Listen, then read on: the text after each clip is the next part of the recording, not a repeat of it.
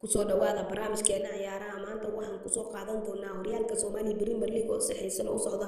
ayadoo shalay Stadium Muqdisho ay ku wada ciyaareen kooxaha Dekada iyo kooxda MCC qaybtii koowaad ee ciyaarta ayaa waxaa shabaqada soo taabatay kooxda Dekadaha ayadoo goolka koowaad uu bilaabay xidigeeda Anwar Said Cali Shakunda ciyaar hore loo dhigay kooxda MCC waxaa markaas shabaqada soo taabtay kooxda MCC xidigooda Bano lagu magacaabo ciyaarta ayaa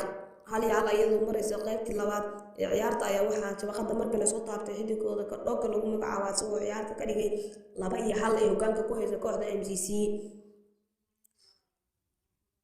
ciyaarta ayaa markaas ku soo dhamaatay 2-1 ay guusha ku raacday kooxda Muqdisho City Club iyadoo guuldaro dhabarka loo saariyay kooxda Dekadaha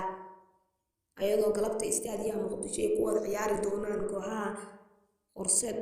iyo kooxda lagu magacaabo Elman ayadoo ciyaartaas la daawan doono galabta 9 saac iyo bar galabnimo